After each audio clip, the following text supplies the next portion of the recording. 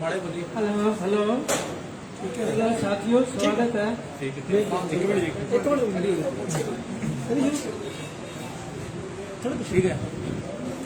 कर दो। कौन साइलेंट कर लिया? आपका स्वागत है सभी साथियों का। और आज जो संयुक्त किसान मोर्चा की मीटिंग यहाँ पर हुई है, उसकी अध्यक्षता करने की जिम्मेदारी मुझे दी थी। कॉमरेड इंद्रजीत सिंह हूँ मैं, हरियाणा से। और मेरे दूसरे साथी जो है आज निर्णयों के ऊपर रोशनी डालने के लिए यहाँ पर मौजूद है। हमारे वरिष्ठ साथी मंजीत राय जी जो हमारे पास बैठे हैं, उसके बाद रविंद्र पाल कौर जी हैं और सुमन हुड्डा जी हैं हमारे पास, विकास सीसर हैं, उसके बाद जंगवीर सिंह चौहान जी हैं, धर्मेंद्र मलिक जी हैं, हमारे रवि आजाद जी हैं यहाँ पर। तो आज मुख्य तौर पर हमने इन आंदोलन को, मोर्चों को सभी बॉर्डरों के ऊपर और टोल प्लाजाओं को किस तरीके से मजबूत किया जाए, उन तौर तरीकों के ऊपर विस्तार से चर्चा की है। हम हमारे तमाम किसान मजदूर भाई बहनों को इस बात के लिए मुबारकबाद देना चाहते हैं कि उन्होंने तमाम आंधी तूफानों के बावजूद भी, जगह जगह आपने देखा कि इतने बड़े तूफान आए हैं कि जिनके टेंट और झोंपड़ियां वगैरह भी गिर गई और उड़ भी गई, उसके बावजूद उनका संकल्प इतना मजबूत है कि उन्होंने यहाँ की जो संख्या है उसके ऊपर कमी नहीं आने दी। और हमारे तमाम प्रांतों के साथियों ने आज ये अपने स्तर के ऊपर बताया है कि वो सभी बॉर्डरों के ऊपर अपनी संख्या को बढ़ाने के लिए काफिले और जत्थे आने वाले दिनों में लेकर आएंगे। इसके अतिरिक्त जो 4 अन्य फैसले आज हुए हैं, जिनके माध्यम से हम आंदोलन को अगली बुलंदियों की ओर लेकर जाएंगे, उनमें 14 जून को गुरु अर्जन देव जी का बलिदान दिवस है, वो मनाया जाएगा। 24 तारीख को आप जानते हैं कि संत कबीर की जयंती है, और संत कबीर जो है वो तमाम दबे कुचलों और मेहनत करने वालों के प्रतीक रहे हैं, और उनकी वाणी और उनके जो उपदेश है वो समाज को, मेहनत कर जनता को आगे बढ़ाने में बहुत बड़ा कारगर हथियार के रूप में है। इसलिए उसको हम देश भर के अंदर मनाने का आह्वान करते हैं, और उसमें तमाम लोग जो कारीगर हैं, दलित हैं, दबे कुचले गरीब किसान मेहनतकश, उनको एक ही मंच के ऊपर लाने की कोशिश करेंगे हम। उसके बाद ये भी निर्णय हुआ है कि 26 जून जिस दिन के देश में इमरजेंसी भी लगी थी और हमारे इस आंदोलन के, ऐतिहासिक आंदोलन के 7 महीने भी पूरे होने जा रहे हैं, तो 26 जून को हम खेती बचाओ लोकतंत्र बचाओ दिवस के रूप में मनाएंगे। क्योंकि खेती बचाओ के अंदर तो ये हमारे तीनों काले कानून और एमएसपी के सवाल आ गए, उनको उठाएंगे। और निर्णय ये है कि तमाम देश की राजधानियों के अंदर जो राजभवन है उनके ऊपर धरने लगाएंगे संयुक्त रूप से, और ज्ञापन देंगे कि ये मुद्दे स्वीकार किए जाएं। और खेती बचाओ लोकतंत्र बचाओ का मतलब ये है कि खेती के साथ साथ जो आज लोकतांत्रिक अधिकारों के ऊपर जबरदस्त हमले हैं, जिस तरह से निरंकुशता और तानाशाही का यहाँ पर वातावरण बनाया गया है, ये भी 26 जून 1975 की तरह से एक अघोषित इमरजेंसी जैसी परिस्थिति देश के अंदर बनी हुई है। तो लोगों के लोकतांत्रिक अधिकार बहाल हो, ये जो बने हुए मुकदमे वापस लिए जाएं और लोकतंत्र की बहाली की जाए। उसी प्रकार के आपातकाल को संयुक्त किसान मोर्चा और किसान आंदोलन किसी भी रूप में स्वीकार करने के लिए तैयार नहीं है। और इसके साथ साथ एक जो ट्रैक्टर टू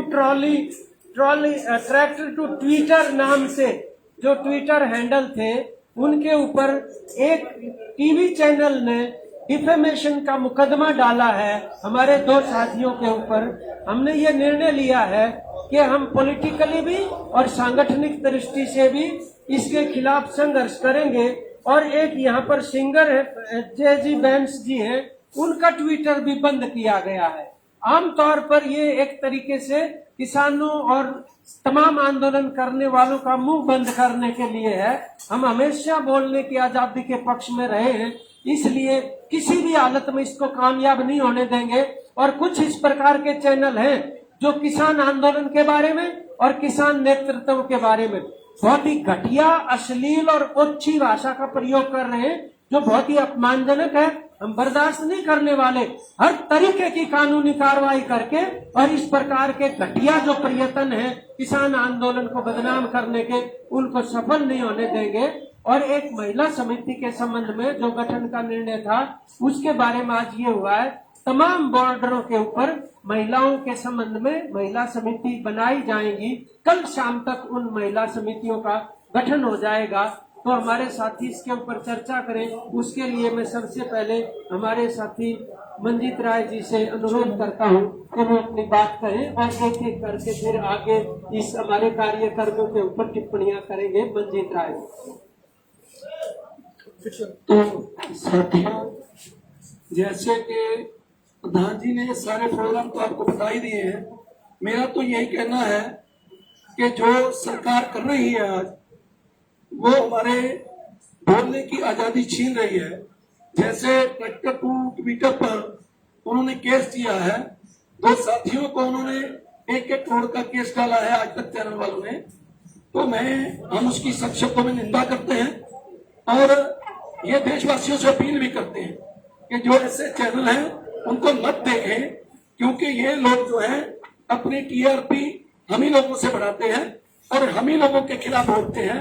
और जी हिंदुस्तान वाले जैसे बोल रहे हैं कि नकली किसान, तो ये हमको जो लगता है, हमारी भाषा में अगर हम बोलेंगे तो ये नकली चैनल बोलेंगे इनको, कि ये जो हमारी आजादी पे सरकार के इशारे पे कहने पर हमारी आजादी को छीनना चाहते हैं, हमारी बोलने की आजादी को छीनना चाहते हैं, तो ये हम नहीं होने देंगे।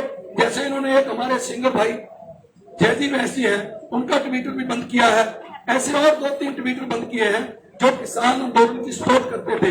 तो ये सरकार अब इस लेवल पर गिर गई है कि ये जो किसानों की सपोर्ट करते हैं, सोशल मीडिया पे करते हैं, उन पर अटैक शुरू हो गया है।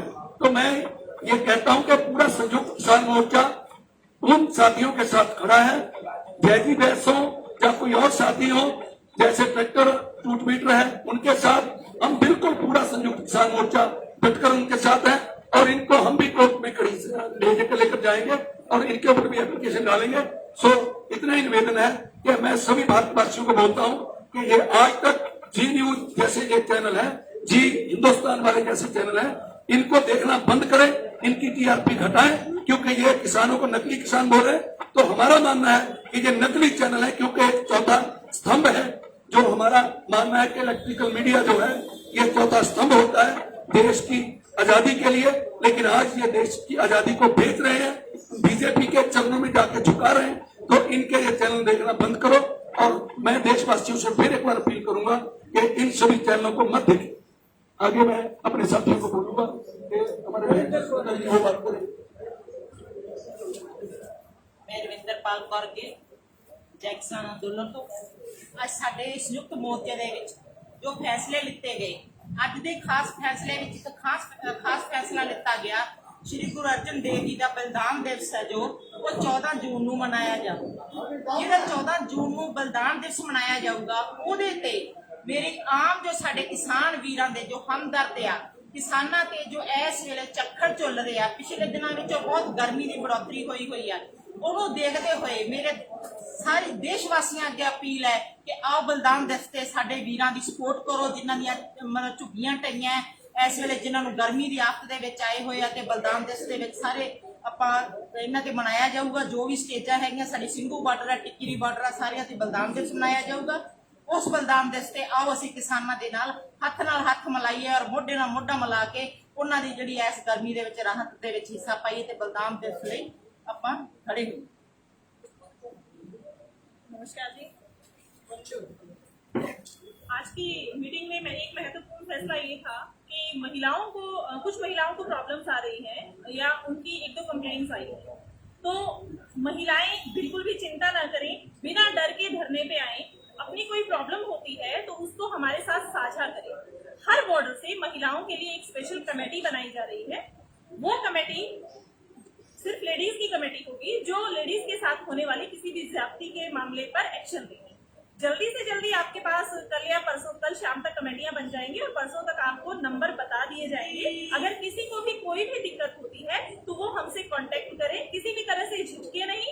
आंदोलन में जिस तरीके से आप महिला शक्ति अपनी संख्या बढ़ा रही है वो काबिले तारीफ है और आगे भी मिलके जुट के आगे बढ़ते रहें और इस मोर्चे को मजबूती से संभालें। धन्यवाद।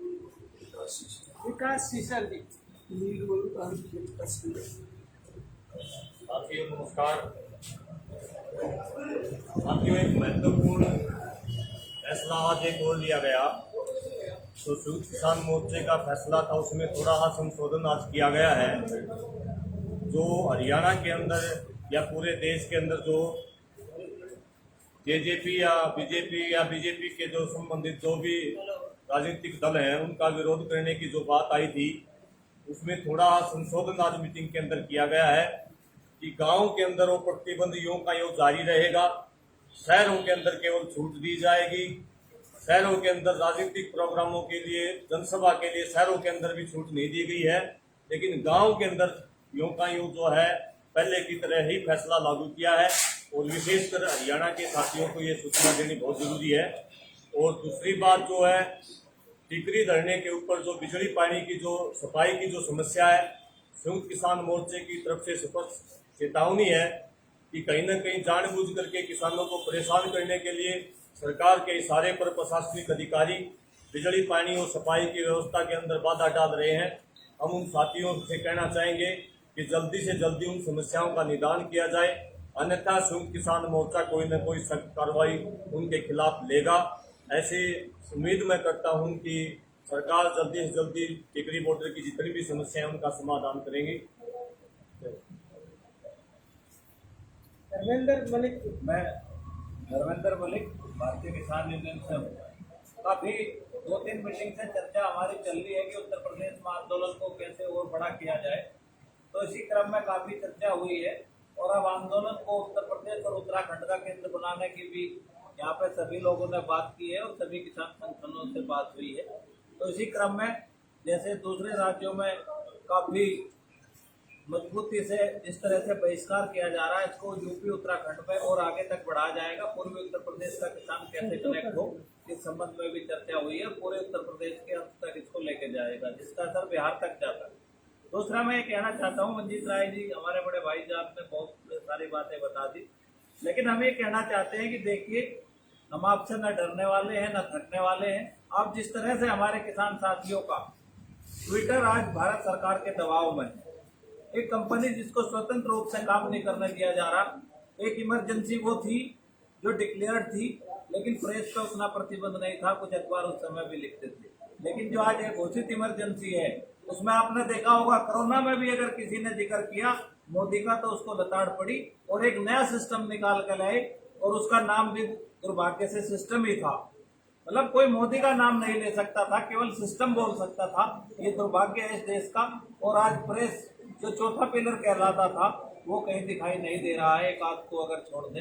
दूसरा हम ये कहना चाहते हैं कि हमें जिस तरह का मीडिया का प्रचार है, पहले भी चौधरी चरण सिंह जी कहा करते थे कि देखिए किसानों जब ये टीवी चैनल जो है आपकी तारीफ करना शुरू करते हैं तो आप समझो कि आप में कमी आ गई। तो मेरा साथियों से, किसान भाइयों से निवेदन है कि जो टीवी दिखाता है आप उसका उल्टा सोचिए। अगर वो आपको कहता है कि आंदोलन खत्म हो गया तो आप समझिए कि आंदोलन और ज्यादा मजबूत हो रहा है। दूसरा मैं ये भी कहना चाहता हूँ कि जिस तरह से आप नोटिस और कार्रवाई से हमको डरा नहीं सकते। आपने जो केस किया है हम डट के उसका जवाब देंगे और आप भी साबित करो और हम भी साबित करेंगे। और 3-4 जो मीडिया प्रोडक्शन हाउस हैं, कुछ अखबार हैं, कुछ टीवी चैनल हैं, जो केवल और केवल किसान आंदोलन को बदनाम करने के लिए सीमा पार कर चुके हैं। हम अभी इस काम को नहीं करना चाहते थे क्योंकि मीडिया का हम फिर भी सम्मान करते हैं, जिस तरह का लचर पचर मीडिया है उसका सम्मान करते थे, लेकिन अब कई चैनलों ने और अखबारों ने हद क्रॉस कर दी है और हम पूरे देश भर में उनके खिलाफ हम भी कार्रवाई करेंगे। ऐसा भी हमने निर्णय लिया है और किसी भी साथी का उत्पीड़न नहीं होने दिया जाएगा। पूरा देश, पूरा आंदोलन इनके साथ है और मुकदमे से हम डरने वाले नहीं है। किसान है, अगर हमको प्रॉपर्टी की ज्यादा कोई आपको दिक्कत है तो आप हमारी प्रॉपर्टी से रिकवर कर लेना, हमारे पास कुछ है नहीं। क्योंकि आपके सामने ये उद्योगपति नहीं बैठे हैं कि किसी की फैक्ट्री छीन लोगे। ये किसान है, खेती करते थे और लड़ते थे और आज भी वही करते हैं आगे करते रहेंगे। धन्यवाद। मेरे दूसरे साथी जंगवीर सिंह जी हैं, जवान साहब, मैं उनसे भी निवेदन करूंगा। थोड़ा नीवा कर लेंगे बस। ठीक है। ਜਿਸ ਤਰ੍ਹਾਂ ਪ੍ਰਧਾਨ ਜੀ ਨੇ ਦੱਸਿਆ ਇਹ ਸਾਰੇ ਪ੍ਰੋਗਰਾਮਾਂ ਬਾਰੇ, ਇਸ ਵਿੱਚ 26 ਜੂਨ ਨੂੰ ਜਿਹੜੇ ਆ ਸਾਡੇ 7 ਮਹੀਨੇ ਪੂਰੇ ਹੋਣ ਜਾ ਰਹੇ ਆ ਔਰ ਜਦੋਂ ਵੀ ਹਰੇਕ ਮਹੀਨਾ ਆਉਂਦਾ ਆ ਤੇ ਉਸ ਟਾਈਮ ਕੋਈ ਨਾ ਕੋਈ ਨਵੀਂ ਜਿਹੜੀ ਆ ਰਣਨੀਤੀ ਤਿਆਰ ਕੀਤੀ ਜਾਂਦੀ ਹੈ ਤੇ ਇਸ ਤਰ੍ਹਾਂ 26 ਜੂਨ ਨੂੰ ਜਿੰਨੇ ਵੀ ਗਵਰਨਰ ਹਾਊਸ ਆ ਉੱਥੇ ਧਰਨਾ ਦੇ ਕੇ ਪੂਰੇ ਦੇਸ਼ ਵਾਸੀਆਂ ਨੂੰ ਅਪੀਲ ਕੀਤੀ ਗਈ ਆ ਕਿ ਜਿੰਨੀਆਂ ਵੀ ਸਾਡੀਆਂ ਰਾਜਧਾਨੀਆਂ ਸਾਰੀਆਂ ਤੇ ਜਾ ਕੇ ਧਰਨਾ ਦੇ ਕੇ ਉੱਥੇ ਮੰਗ ਪੱਤਰ ਜਿਹੜਾ ਆ ਰਾਸ਼ਟਰਪਤੀ ਜੀ ਨੂੰ ਭੇਜਿਆ ਜਾਊਗਾ ਔਰ ਪੂਰੇ ਦੇਸ਼ ਵਾਸੀਆਂ ਨੂੰ ਅਪੀਲ ਹੈ ਕਿ ਉੱਥੇ ਸਮੇਂ ਸਿਰ ਪਹੁੰਚ ਕੇ ਜਿੱਥੇ ਵੀ ਗਵਰਨਰ ਹਾਊਸ ਹੈ ਔਰ ਰਾਜਧਾਨੀਆਂ ਜਿੱਥੇ ਵੀ ਹਨ ਉੱਥੇ ਸਾਰੇ ਜਾ ਕੇ ਜਿਹੜੇ ਆਪਾਂ ਮੰਗ ਪੱਤਰ ਦੇਣੇ ਆ ਇਹਨਾਂ ਤਿੰਨਾਂ ਕਾਨੂੰਨਾਂ ਨੂੰ ਰੱਦ ਕਰਾਉਣ ਵਾਸਤੇ ਤੇ ਐਮਐਸਪੀ ਤੇ ਗਰੰਟੀ ਦੇਣ ਵਾਸਤੇ, ਨਾਲ ਹੀ ਜਿੰਨੀਆਂ ਵੀ ਸਾਡੇ ਇਸ ਮੋਰਚੇ ਨੂੰ ਮਜ਼ਬੂਤ ਕਰਨ ਵਾਸਤੇ ਜਿੰਨੇ ਵੀ ਸਾਡੀਆਂ ਟ੍ਰੇਡ ਯੂਨੀਅਨ ਆ ਉਹਨਾਂ ਨੂੰ ਸੱਦਾ ਦਿੱਤਾ ਹੈ, ਉਹਨਾਂ ਨੂੰ ਬੇਨਤੀ ਕੀਤੀ ਹੈ ਕਿਉਂਕਿ ਇਹ ਹੁਣ ਸੀਜ਼ਨ ਜਿਹੜਾ ਗੰਨੇ ਦੀ ਆਪਣੇ ਝੋਨੇ ਦੀ ਲਵਾਈ ਦਾ ਚੱਲ ਰਿਹਾ ਆ। ਸਾਰੇ ਕਿਸਾਨ ਜਿਹੜੇ ਆ ਝੋਨੇ ਦੀ ਲਵਾਈ ਦੇ ਵਿੱਚ ਉੱਥੇ ਪਹੁੰਚਣਗੇ। ਸਾਡੀਆਂ ਮਾਤਾ ਭੈਣਾਂ ਨੂੰ ਵੀ ਬੇਨਤੀ ਆ ਤੇ ਟ੍ਰੇਡ ਯੂਨੀਅਨ ਵਾਲੇ ਜਿਹੜੇ ਸਾਡੇ ਵੀਰ ਆ ਸਾਰਿਆਂ ਨੂੰ ਬੇਨਤੀ ਆ ਕਿ ਇਹਨਾਂ ਮੋਰਚਿਆਂ ਦੇ ਵਿੱਚ ਵੱਧ ਤੋਂ ਵੱਧ ਸ਼ਮੂਲੀਅਤ ਕਰਨ ਤੇ ਇਹਨਾਂ ਮੋਰਚਿਆਂ ਦਾ ਬਲ ਹੋਰ ਮਜ਼ਬੂਤ ਕਰਨ। ਇਹਦੇ ਨਾਲ ਹੀ ਮੈਂ ਧੰਨਵਾਦ ਕਰਦਾ।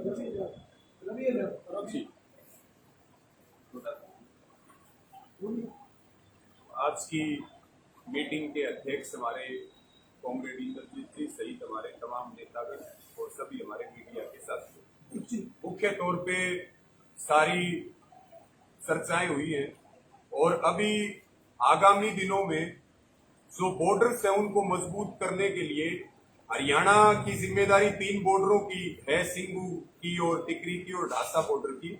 तो हर 3-3, 4-4 दिन में जत्थों के साथ जो है यहाँ युवा आए, माताएं बहनों की संख्या बढ़े, बुजुर्ग किसानों की बढ़े, तो एक तो उसके ऊपर हरियाणा में विशेष रूप से अभी आगामी दिनों में काम करेंगे। दूसरा जो बहिष्कार जो बाईकाट चल रहा बीजेपी जेजेपी वालों का और उसमें जो संशोधन हुआ है उसी के साथ सबसे ये अपील भी है कि ये हथियारों का तो आंदोलन है ही नहीं, हौसलों का आंदोलन है। ये सिर जोड़ने का आंदोलन है, सिर फोड़ने का नहीं है। हरियाणा के युवाओं की और देश के युवाओं की इस आंदोलन में बहुत बड़ी भूमिका है। तो हमारी सबसे ये अपील और प्रार्थना है कि चाहे लाठी डंडे पड़े, चाहे जो पड़े, लेकिन हम अपनी तरफ से आज तक ना हिंसा करी ना करेंगे। सबसे ये अपील है कि शांति के साथ इस आंदोलन को आगे बढ़ाएं।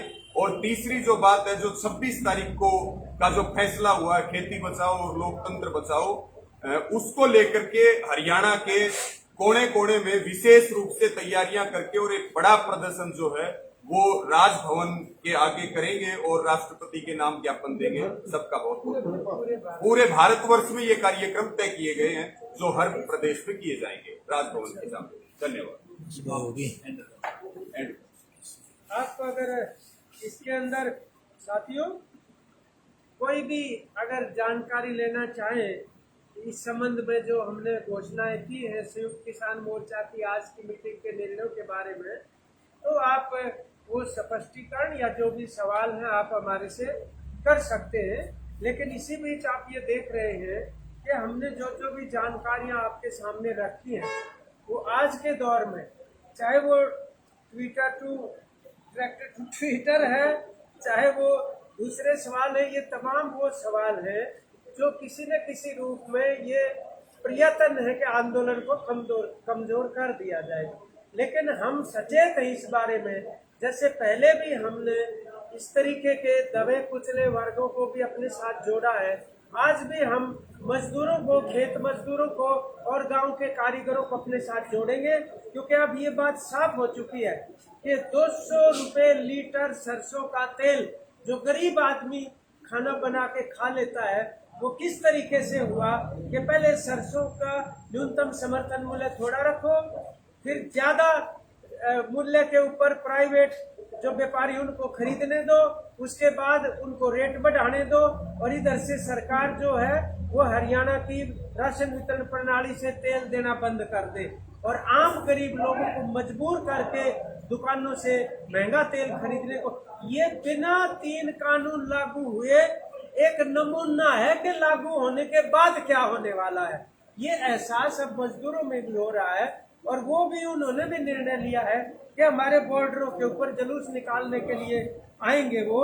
और 24 तारीख को जो संत कबीर जयंती है उसके ऊपर तो हमारा विशेष प्रयास ये रहेगा कि जो दलित हैं, पिछड़े हैं, कमेरे वर्ग हैं, अल्पसंख्यक हैं, महिलाएं हैं, उन्हीं को हम स्टेज संभलवाएंगे ताकि उनको खुल के अपने जो आज भी भेदभाव का शिकार जिस तरीके से हो रहे हैं इस सरकार के चलते हुए उसके खिलाफ लड़ाई को मजबूत किया जा सके। धन्यवाद। अच्छा, हरियाणा च किहड़ी अमेंडमेंट की है? तुसीं कहा भी शहरों में अलग तरीके का विरोध होगा, गाँव पिंडों च अलग वो जो हमारे साथियों ने बताया, बुनियादी तौर पर बात ये है कि ये जो बहिष्कार हुआ है बीजेपी जेजेपी नेताओं का गांव के अंदर, जिसको गांव बंदी कहते हैं, वो हमने थोड़ी कर रखा है, जनता ने कर रखा है। और संयुक्त किसान मोर्चा उसको जायज मानता है और ये समझता है कि ये रहेगा जारी। और उसमें कोई हमने थोड़ी कहा था, लोगों ने फैसला कर रखा है कि शादी के कार्ड भी नहीं भेजने उनके नेताओं के घर में। ये स्थिति उनकी बन गई, अलग थलग हुए पड़े।